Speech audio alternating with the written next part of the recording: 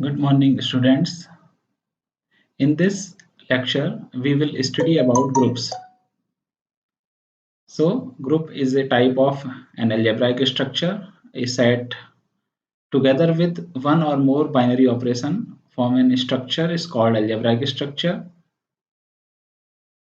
So, a non-empty set G together with a binary composition denoted by a star or O is said to form a group if it satisfies these properties.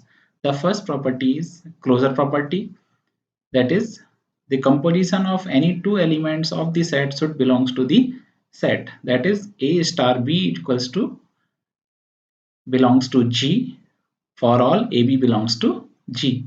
Second property is associative property. So it is clear that A star B star C should be equals to A star B star C for any three elements A, B, C in the set G. That is, if we operate B and C and then we operate A, will give us same result if we operate A and B and then operate C. The third property is existence of identity. That is, for every element E in the set G, if there exists an element E which satisfies A star E equals to E star A equals to A for all A belongs to G. If it satisfies A star E equals to A, then it is called right identity. If it satisfies E star A equals to A, then it is called left identity. And if this element is left identity as well as right identity, then it is called an identity element of the set G. The fourth property is existence of inverse. That is, for every A belongs to G, there exists some another element A dash belongs to G such that A composition A dash is equals to A dash composition A equals to E. Then this A dash is called inverse of A is denoted by A inverse. So if a set G together with this binary operation star satisfies these four properties, then it is called a group. For example, we all know about the set of integers. So, set of integers Z form an abelian group with respect to the usual addition of integers. So, what is an abelian group? So, a group is called abelian if it also satisfies the commutative property. So, for group, it must satisfy four properties, that is closure property, associative property, existence of identity, and existence of inverse. And if it satisfies fifth property, that is commutative property, then this group is called abelian group.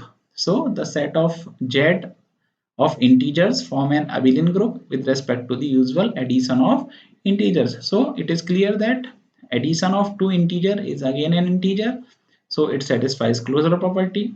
Set of integer also satisfies associative property with respect to addition, since if you add b and c then add a, or if you add a and b then add c, you will get the same result. The third, in the set of integers you always have an element 0, which is called the additive identity, since if you add 0 in any of the integer you will get the same integer. So there exists an identity element in the set of integer with respect to addition. Also, for every integer a there exists another integer minus a such that addition of these two integers will be equals to 0. So set of integer also have inverse of each of its element. And fifth property is commutative property. If you add a and b, then if you add b and a, then you will get the same result. So set of integer is also commutative with respect to addition. Hence set of integer form an abelian group with respect to addition of integers. Similarly, second example is set of rational numbers and set of real numbers. These sets are also form an abelian group with respect to addition.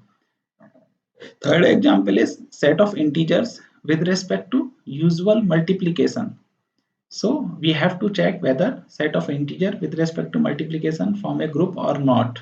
So set of integer is satisfies closure property with respect to multiplication, since multiplication of two integer is again an integer. Third, Also, associative property satisfies with respect to multiplication in the set of integers, since a into b into c is same as a into b into c. Also, there exists identity element 1 in the set of integers, such that if you multiply any integer with 1, you will get again the same integer. So identity element exists. But if a is an integer, then its multiplicative inverse is 1 upon a, which is not an integer always. So inverse does not exist in the set of integer with respect to multiplication. Hence set of integer does not form a group with respect to multiplication. If we move on to another example, then set of all 2 by 2 matrices, square matrices of order 2, whose entries are integers, under matrix addition form an abelian group. Next example is set of all non-zero complex numbers form a group with respect to multiplication, defined as the multiplication of complex number. If a plus ib and c plus id are two complex numbers, then a plus ib into c plus id will be equals to AC minus BD plus iota times AD plus BC. So this set also form a group with respect to multiplication. If we consider another set, that is set having plus minus 1 plus minus I plus minus j and plus minus k, this set is having 8 elements. So if we define product on this set by I square is equals to j square is equals to k square, that is if we multiply I by I, j by j and k by k, we will get minus 1. And if we get I by j, which equals to minus j times I equals to k, j into k equals to minus k times j equals to I, and k into I equals to minus I into k equals to j, then this again form a group, but it is a non-abelian group. If in a group number of elements are finite, then it is called finite group. If the number of elements are infinite, then it is called infinite group. For example, set of integer having infinite number of element, so it is an infinite group. And this set having plus minus 1 plus minus I plus minus j plus minus k is having finite number of elements, so it is finite number of, it is called finite group.